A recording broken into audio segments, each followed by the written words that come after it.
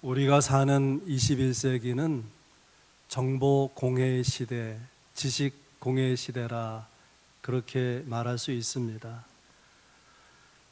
하루에도 수없이 많은 정보와 지식이 TV를 통해서 혹은 인터넷을 통해서 우리가 늘 손에 들고 다니는 핸드폰을 통해서 들어오는데 어떤 것은 정말 쓸데없는 지식들이죠. 그런데 무차별하게 우리에게 쏟아져 들어오고 있습니다. 그런가 하면은 과거와 비할 수 없이 빠른 속도로 이 세상 전부가 엄청난 변화를 겪고 있습니다. 그래서 폴 틸리라고 하는 신학자는 Shaking Foundation이라는 표현을 썼어요. 파운데이션은 기초죠. 터전 자체가 흔들리고 있다는 거예요. 그래서 불안하고 또 두렵기도 한 것이죠. 미래학자 40명이 미국에서 모여서 앞으로의 미래 사회는 어떻게 될 것인가를 토론하는 가운데 예측되는 10가지 모습을 열거했는데요. 그 중에 몇 가지 말씀드리면은 앞으로의 미래는 여성 파워가 강화되는 시대가 될 거다. 남자, 여자 구분 자체가 무의미해지는 그런 정도로 여성들의 지위나 그런 역량이나 능력이 강화될 것이다. 또 하나는 1인 가족 시대, 벌써 시작되고 있지만 앞으로 훨씬 더 혼자 사는 가정이 늘어나게 될 것이다. 그런가 하면은 지금은 나이별로 학교에 입학하잖아요. 1학년이 되고 2학년이 되고 그러지 않습니까? 근데 그것이 무의미하기 때문에 개인의 차가 너무 크고 그래서 실력에 따라서 학년이 바뀐다는 무학년제가 될 것이고, 또 이 반도체라든가 이런 칩이 급속도로 놀라울 정도로 발전하면서 그 전자칩으로 인간을 통제하는 사회가 될 거다. 그러니까 어디서나 감시나 통제가 가능하다는 거죠. 그런가 하면은 의학이 발달하고 또 건강관리하고 영양 상태가 좋아지니까 사람들의 수명이 늘어서 노인이 노인을 돌보는 노노 시대가 될 것이다. 그런가 하면은 어두운 전망으로 지금 세계에 일어나는 여러 가지 현상을 볼 때 종말이 가속화될 거다. 그런 예상을 내놓았습니다. 여러분, 우리의 인생은 길지 않습니다. 꼭 알아야 될 것, 그리고 꼭 해야 될 건 하는데도 인생이 짧은 것이죠. 그렇다면 우리는 무엇을 생각해야 되며 또 우리는 무엇을 해야 되겠습니까? 그런 생각을 가지고 오늘 말씀을 나누겠는데요. 오늘 본문은 바울 사도가 임종 직전에 믿음으로 낳은 아들, 믿음으로 기른 아들 디모데에게 유언적으로 남기는 메시지입니다. 그러면서 오늘 본문은 이렇게 시작하죠. 내가 이것을 알라. 다른 것은 몰라도 이것만은 알아야 된다는 거예요. 왜냐하면 앞으로 확실하게 다가올 현실이기 때문에, 또 피할 수 없는 미래이기 때문에 이것을 알라. 여러분과 나눌 첫 번째 내용입니다. 특별히 1절에 보면 말세에 고통하는 때가 이를 것인데 이것을 알고 살아가라는 것입니다. 우리가 생각하는 말세라는 단어는 신학적으로는 예수님 초림부터 재림까지의 기간입니다. 성탄에 오신 예수님, 다시 심판주로 오시는 그 기간까지가 말세이고, 그것을 좁혀서 말하자면은 예수님 재림 직전에 세상 끝날 그때를 말세라고 우리가 말합니다. 그런데 오늘 본문에서 바울 사도가 말하는 말세는 그런 시간이 아니고 곧 다가올 미래, 그러니까 교회와 성도들에게 곧 밀어닥칠 그런 현실을 두고 하는 말입니다. 아직 오지 않았지만 곧 현실이 될, 현재 그 삶을 경험하게 될 미래의 모습을 두고 말세라는 표현을 했습니다. 여러분은 말세라는 말을 들으면 실감이 납니까? 저는 목회자인데도 불구하고 말세 같지 않아요. 우리 세상이 얼마나 살기 좋습니까? 전자제품은 얼마나 편리합니까? 제 방에도 6만 원짜리 전자레인지를 갖다 놨는데 얼었던 밥이 그냥 2분 만에 해동이 되고 따뜻해져 가지고 새로 한 밥 같아요. 말세라는 생각이 안 들잖아요. 여러분, 그러나 생각해 보시기를 바랍니다. 경제적으로 윤택해지면 우리의 삶 가운데 진정한 평강이 있어지는 것입니까? 과학이 이렇게 놀랍게 발달하면 행복은 누구에게나 보장되는 것입니까? 바울 사도는 오늘 말씀을 통해서 벌써 그때의 다가올 미래를 예감하면서 고통하는 때가 될 거다, 고통하는 때가 이를 것이다. 그러면 우리는 더 말할 것도 없죠. 생각해 보면 성도들에게는 정신적으로 영적으로 굉장히 어려운 때가 계속해서 우리의 삶 가운데 일어나게 될 것입니다. 우리 이전 시대보다 영적으로 어둡지 않습니까? 그래서 믿음으로 살려고 하는 사람들에게는 이 편리한 과학 문명이 발달한 세계 속에서도 고통이 있게 되는 것이죠. 그러면 바울이 예감하고 있는 다가올 미래, 그 고통스러운 때라고 하는 것은 어떤 모습일까? 쭉 본문을 분석하면 세 가지 모습이 나오는데요. 첫째는 사랑의 대상이 바뀌는 세대가 된다는 거예요. 2절에 보면 사람들이 자기를 사랑하며 그렇게 말합니다. 2절에서 4절까지의 다가올 고통스러운 때에 사람들의 부정적인 삶의 태도를 쭉 열거하는데 제일 먼저 말하는 것이 자기를 사랑하며. 왜 사랑을 먼저 말하는가? 사랑이 전부이기 때문에 그렇습니다. 사람은 사랑 없이 살 수 없습니다. 하나님은 사랑이시고 사랑으로 사람을 창조하시고 사랑은 우리 존재의 기초이고 만물의 원리이기도 합니다. 그러므로 사랑하지 않는 것, 사랑이 없고서는 사람답게 삶이 존재할 수가 없는 것이죠.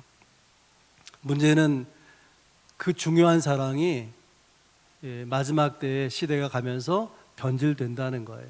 본래 하나님이 세상을 창조하고 사람을 창조할 때는 하나님을 절대 우선순위에 두고 그분을 사랑하고 그 다음에 그 힘으로 사람도 사랑하고 자기도 사랑하고 그렇게 창조하셨는데 하나님을 사랑하는 그 절대 우선순위의 순서와 그 대상이 바뀌어서 그 우선순위가 자기 자신이 됐다 그 말이죠.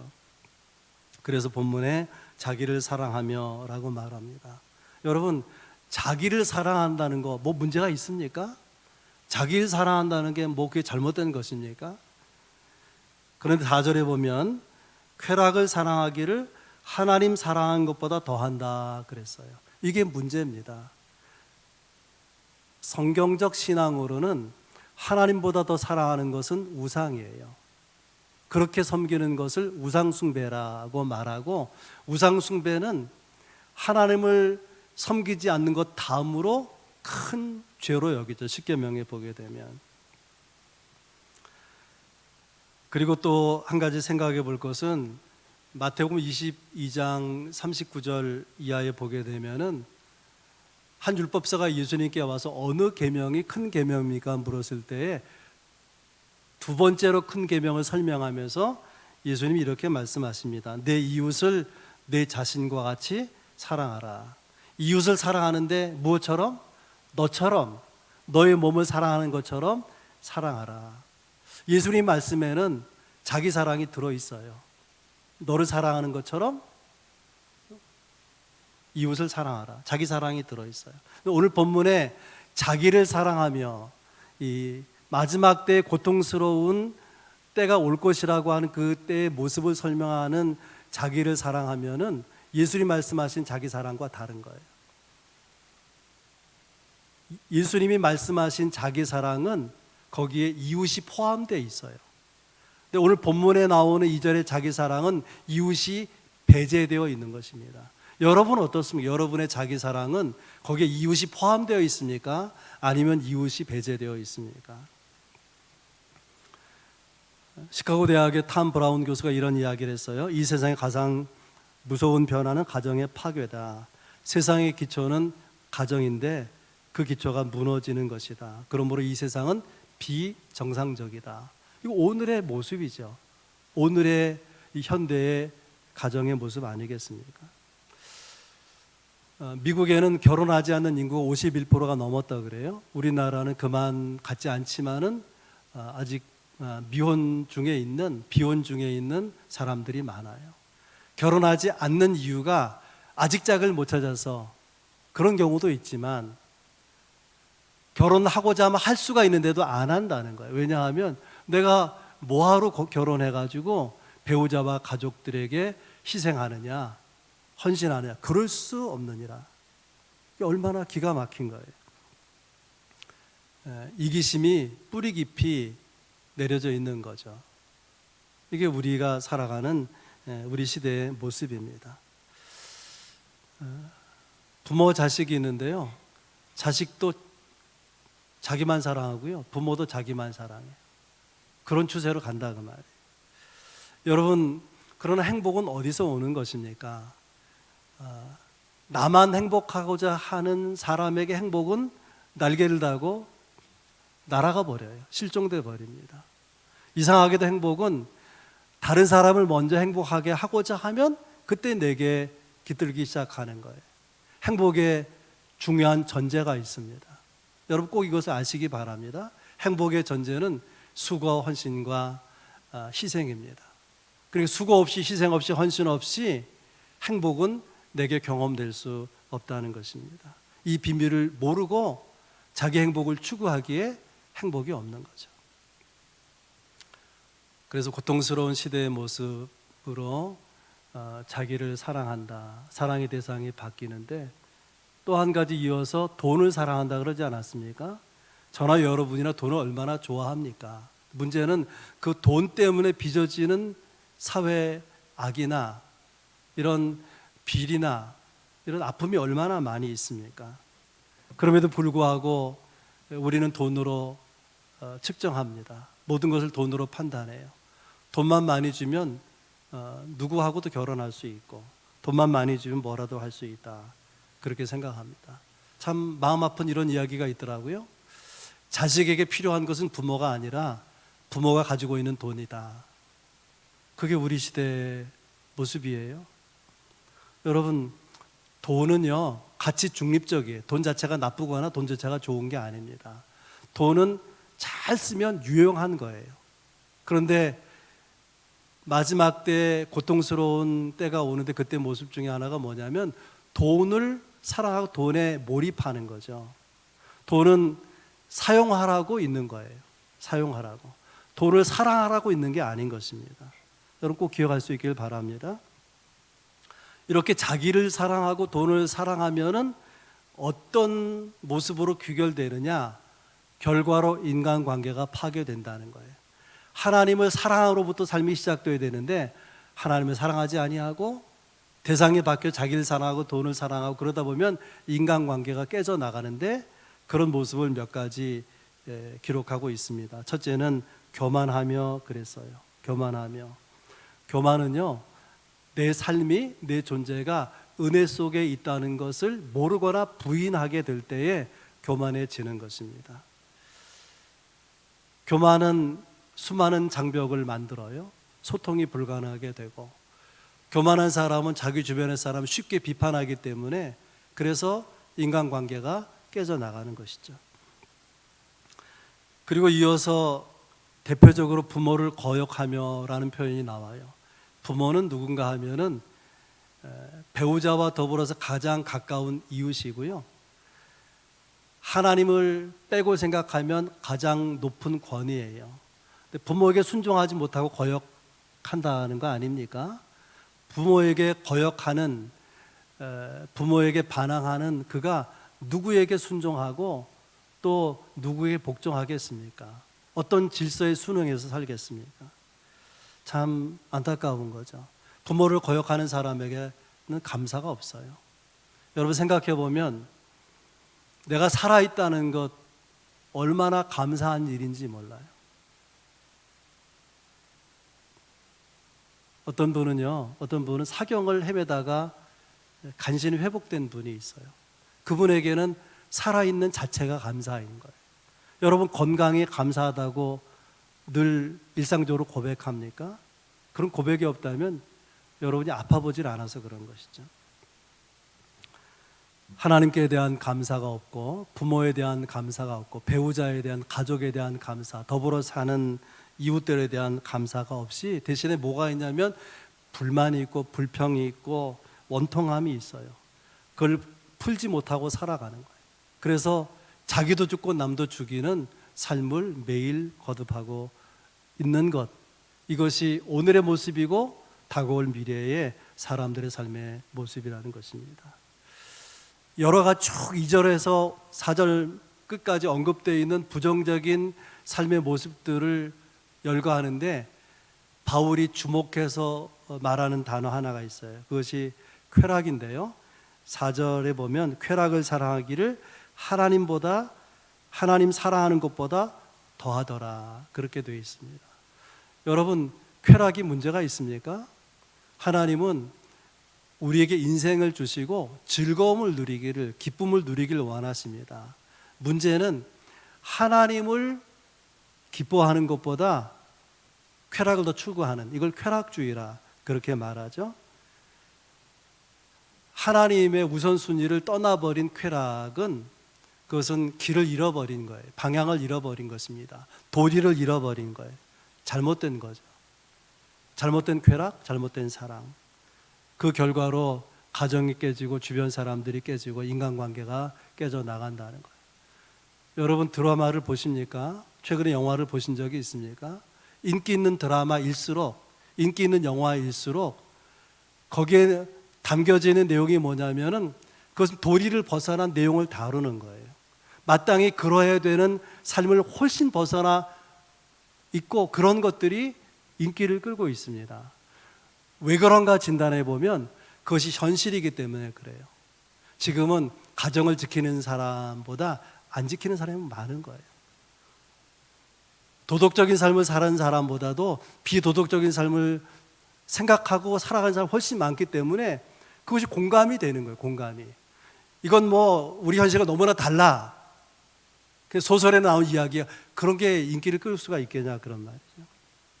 드라마나 영화는 시대를 반영하고 미래를 반영하는 것입니다. 그래서 안타까운 것이죠. 또 한 가지 타락한 그 고통스러운 시대의 모습의 세 번째 내용은 종교의 타락이에요. 5절에 보면 경건의 모양은 있으나 경건의 능력은 부인한다 그랬어요. 여러분, 신앙의 핵심은 하나님을 섬기는 거예요. 하나님을 경외하고 예수 그리스도를 우리가 주님으로 영접하고 성령의 인도하심을 따라 사는 것입니다. 친구가 교회 이름을 삼위일체 교회라고 했던 주변에서 이단 아닌가 의심의 눈초리로 바라보는데, 그분이 삼위일체 교회라고 지은 이유가, 사람들은, 또 교회는요, 성삼위 하나님 가운데 어떤 교회는 성령만 강조해, 어떤 교회는 예수님만 강조하고, 어떤 경우에는 하나님 아버지만 강조하는 거예요.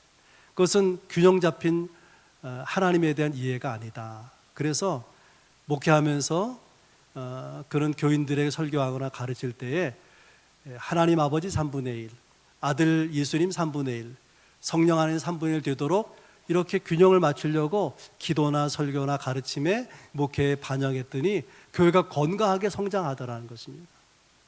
제가 미국에 잠시 있는 동안에 공부하면서 여러 교회들을 탐방했는데 생각보다 삼일체 교회가 많더라고요. 트리니티 처치라고 하는 교회가 여러 교회가 있었습니다. 문제는 말세에 고통스러운 때가 다가오는 때에 그 삶의 모습 가운데 종교의 타락이 있더라는 거예요. 이렇게 건강하게 하나님을 섬기는 신앙을 찾아보기 어려운 시대가 된다는 것입니다. 여러분, 어떻게 사십니까? 성령의 터치를 경험하십니까? 하나님과 깊은 영적 교제 가운데 하나님 주신 은혜로 늘 공급받고 거기서 힘을 얻고 살아가십니까? 그러지 못한 세상이 올 거라는 거예요. 그러지 못한 모습을 보게 될 것이라는 것입니다. 그러면 어떻게 해야 되느냐? 한마디로 바울 사도는 돌아서라 그렇게 말합니다. 5절 끝에 보면 이 같은 자들에게서 돌아서라. 경건의 모양은 있으나 능력이 없는 사람들에게서 돌아서라. 방향을 바꾸라는 거예요. 방향을 바꾸라는 거예요. 우리 시대에는 죄와 불신앙이 우리의 삶의 모든 영역에 침투해 들어옵니다. 그래서 섞여 살면서 타협해 살면서 이런 변명을 해요. 어쩔 수 없지 않느냐. 다 그러는데 그렇지 않고는 살아갈 수가 없는데, 그렇게 변명하기 쉽습니다. 그럼에도 불구하고 바울 사도는 한마디로 돌아서라 그렇게 권면합니다. 왜냐하면 그렇게 강한 결단을 가지고 돌아서지 아니하면 자기도 모르게 신앙 열정이, 경건한 열정이 사그러든다는 거예요. 하나님은 우리 양심을 통해서 또 우리의 영혼을 향해서 이러면 안 되는데 그런 생각을 넣어주십니다. 여러분 그런 생각 가진 적 없습니까? 내 신앙생활 이렇게 하면 안 되는데, 내가 이렇게 믿으면 안 되는데, 그런 마음이 있다면 아직 기회를 주고 있는 거예요. 하나님이 기회를 주실 때 돌아설 수 있기를 바랍니다. 문제는 어떻게 돌아설 수 있느냐? 어떻게 돌아설 수 있느냐? 오늘 5절 말씀에는 두 가지를 거기서 발견할 수 있는데, 첫째는 만남을 구별하라는 거예요. 만남을 가지는데 구별된 만남이어야 된다. 경건의 능력이 없는 이 같은 사람들에게서 돌아서라. 경건의 능력이 없는 사람들 가까이 하지 말라 그 말이에요. 그 사람 가까이 했는데 내 신앙이 약해져요. 내 신앙이 자꾸 혼란스러워져요. 영적으로 손해보는 그걸 경험해요. 그러면 교제를 멀리하라 그런 뜻입니다. 여러분이 하나님의 은총을 누리려면, 복된 삶을 살아가려고 하면은 만남의 은총이 있어야 돼요. 만남의 은총. 제가 지난 삶을 돌아보면 그 사건이나 그 시기는 불행할 수 있었던 자리였었는데, 의기소침할 때에 낙심치 않게 힘을 주는 사람이 있었어요. 위로를 주는 사람이 있었습니다. 군대에서는 이원호 목사님이라고 하는 군목이 계셨는데 그분을 만났거든요. 그분은 군대 성자라고 불려지던 분이에요. 저는 어려서는 합동측 장로교에 다녔고 청년 시절에는 고신측 장로교에서 신앙생활을 했는데, 군대 가서 그 목사님 만나서 지금 우리 교회에 속해 있는 장로교 통합측 교단으로 옮겨서 신학교에 입학해서 여러분 앞에 서 있는 것입니다. 그분과의 만남이 제 인생을 바꾼 것입니다. 또 생각해 보면 아내와의 만남도 큰 축복입니다. 저한테 그런 얘기를 하는 분들이 여럿 있었어요. 양 목사 목회 잘할 것 같은데 그 다음에 가로가 뭐냐면 사모님이 좋아서, 그걸 빼도 괜찮은데 굳이 그걸 넣어가지고 사모님 때문에 목회를 잘할 것 같다. 여러분을 만난 것도 큰 복입니다. 교인들 중에는 너무 귀한 분들이 있어요. 그래서 제가 시시로 마음에 다짐합니다. 목회를 잘해야 되겠다. 목회를 바르게 해야 되겠다. 그렇게 기대하고 헌신하는데 제가 만약에 엇나가면은 얼마나 상처가 크겠어요. 얼마나 시험이 많이 들겠습니까? 여러분을 만난 것이 그 축복이다 그런 뜻이에요. 어떤 청년이 취업을 생각하면서 컴퓨터 관련 공부를 하고 건강을 위해서 헬스장에서 열심히 운동을 하는데 어떤 아주머니 한 분이 이 청년을 여러 날을 지켜보고 마음에 들었어요. 성실하고 진실해 보이고. 그래서 자기 남편, 사장의 남편에게 좋은 청년이 있는데 그 회사 직원으로 써보면 어떻게 했느냐, 채용하면 어떻게 했느냐. 당부한 사람이 아내니까, 그래서 별로 필요하지 않은데 누군지도 모르는데 한번 오라고 해서 회사에서 만났어요. 사장도 마음에 들었던지 파격적인 제안을 했습니다. 결정을 머뭇거리는 이 청년을 향해서 붙들기 위해서 컴퓨터 관련 학원 다니면서 공부를 하는데 원한다면 학원비를 대주겠다. 또 회사에 다닐 수 있도록 근처에 원한다면 방도 주겠다. 파격적으로 제안을 해서 내일서부터 출근하기로 했답니다. 제가 잘 아는 목사님 아들 이야기입니다. 여러분, 이것이 만남의 축복이죠. 세상 사람들이 이것을 인복이라 그렇게 말합니다. 인복을 신앙적으로 생각해 보면 하나님이 복 주시기 위해서 만나게 하신 사람을 통해서 얻는 복, 이것이 인복이에요. 여러분, 인복이 있는 삶을 살아가려고 하면은 여러분이 처한 곳이 어디든 어느 곳에서 여러분 일하고 살아가게 되든지 진실하게 사십시오. 그리고 성실하게 사십시오. 그 자리에서 하나님의 백성답게 그리스도인답게 사시면 하나님이 어떤 사람으로 눈여겨보게 하시는 거예요. 우리 큰아들도 무슨 지원 서류 내서 회사 다니는 게 아니에요. 그냥 CEO 대표가 그냥 뽑아갔어요. 아까 말씀드린 그 청년도 이력서 낸 게 아니에요. 그래서 이게 실력으로만 취직하는 게 아니로구나, 그런 생각을 하게 되는 것이죠. 여러분들에게 인복이 있기를 바랍니다. 그러기 위해서 만남을 구별하세요. 아무나 만나지 말고, 적어도 내 신앙에 도움이 안 되는 사람은 멀리할 줄 알아야 돼요. 경건의 능력 있는 사람을 소중히 여길 줄 알아야 되는 것입니다. 두 번째는 경건의 능력을 위해서 구체적으로 힘쓰라는 것. 5절에 보면 경건의 모양은 있으나 경건의 능력은 부인한다. 바울 사도가 이 경건이라는 말을 두고 두 가지 단어를 대비하죠. 경건의 모양, 경건의 능력. 모양은 눈에 보이는 거예요. 경건이 눈에 보여요. 믿음이 좋아 보이는데 그 안에 있어야 될 능력은 없더라. 그럼 얼마나 안타까운 것입니까? 여러분의 기도에는 능력이 있습니까? 여러분의 신앙생활에는 능력이 있습니까? 마가복음 9장에 귀신 들린 아들을 둔 아버지가 예수님께 와서 이렇게 말합니다. 할 수 있거든, 아들에게서 귀신을 쫓아낼 수 있거든, 할 수 있거든 고쳐주십시오. 그랬더니 예수님께서 할 수 있거든이 무슨 말이냐, 믿는 자에게는 능치 못함이 없느니라. 능력 어디서 오는 거예요? 믿음에서 오는 거예요. 이 사건이 끝나고 조용해진 다음에 제자들이 예수님께 와서 왜 예수님은 귀신을 쫓아내고 그 아이를 온전하게 했는데 우리는 그렇게 못했습니까? 그때 예수님께서 기도 외에는 이런 능력이 나갈 수가 없느니라. 능력이 어디서 나와요? 기도에서 나오는 거예요. 믿음과 기도를 통해서 능력이 발휘되는데, 오늘 바울 사도가 말하는 표현을 보면 경건의 능력, 그럼 능력의 출처가 뭐죠? 경건입니다. 능력은 경건에서 오는 거예요. 경건은 다른 말로 하면 거룩함이고 구별됨이죠. 왜 오늘을 사는 우리의 삶 가운데 능력이 나타나지 않느냐? 그것은 구별됨이 없어서 그런 거예요. 거룩함이 없어서 그런 것입니다. 하나님은 성경 전반을 통해서 우리가 하나님의 백성으로 거룩하길 원하십니다. 그 이유는 세상을 능가하는 능력이 거룩함에서 나오기 때문에 그런 거예요. 세상을 능가할 수 있는 창조적인 아이디어가 거룩함에서 오기 때문에 그런 것입니다. 여러분의 자녀가 잘 되길 바라십니까? 지금은 학력을 요구하는 세대가 아니에요. 아이디어 하나가 막 세상을 바꾸지 않습니까? 교회도 아이디어가 있어야 돼요. 지도자에게 아이디어, 반짝이는 아이디어가 있어야 된다.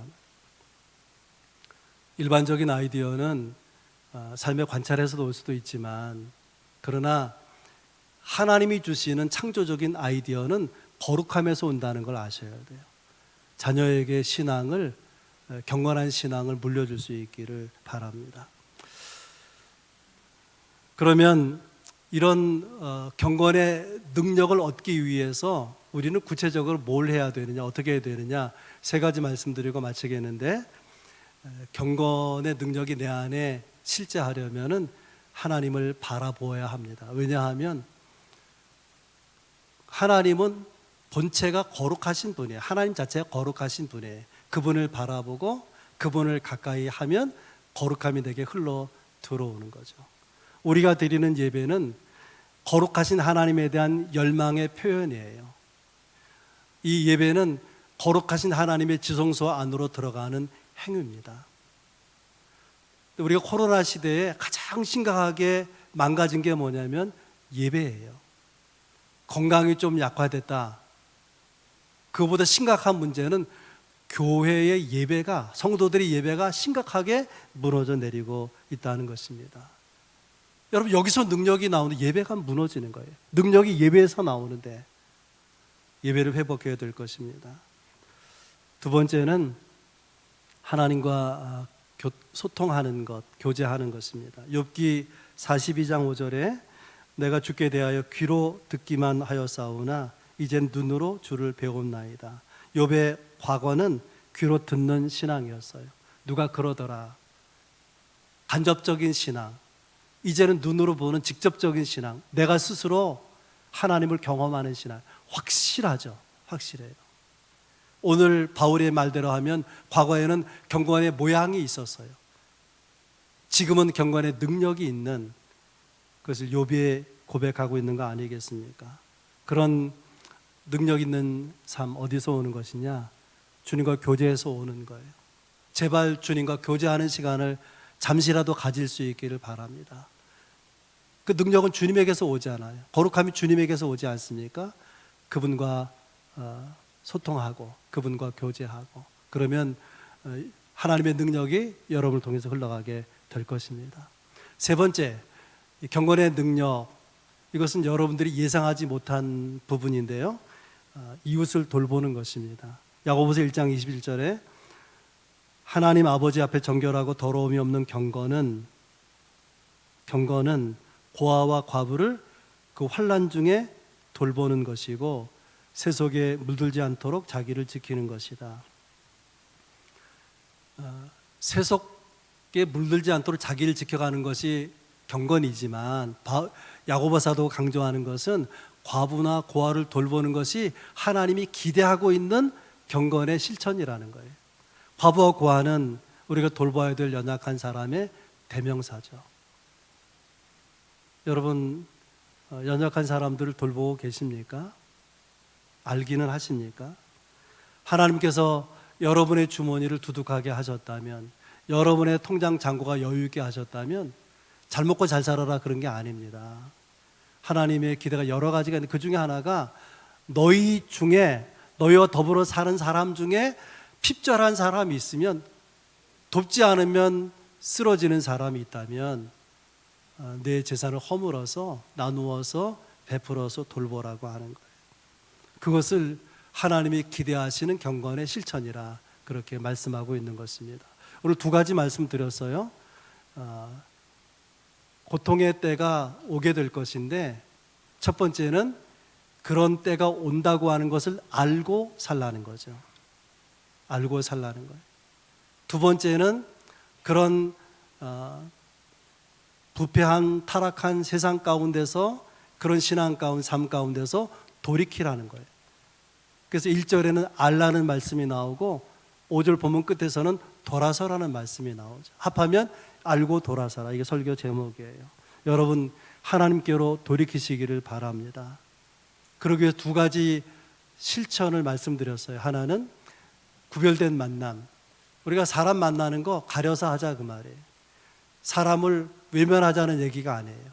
내 신앙에 도움이 될 사람들을 가까이 하고 손해 나게 하는 사람을 조심하자 그 말이죠. 만나지 말자는 게 아니에요. 두 번째는 경건의 능력이 있어야 되는데, 그러려면 하나님을 바라보라. 하나님과 교제하자. 그리고 그 힘을 얻어서 구체적으로 하나님이 돌보기 원하시는 연약한 사람들을 돌보면서 살아가자는 것입니다. 여러분, 2022년 1월 아직도 출발하는 달 아닙니까? 새해를 시작하면서 여러분의 삶 가운데 경건 얻기를 힘쓰고 그 경건을 가지고 경건을 실천하는 한 해가 될 수 있기를 주의 이름으로 축원합니다. 좋으신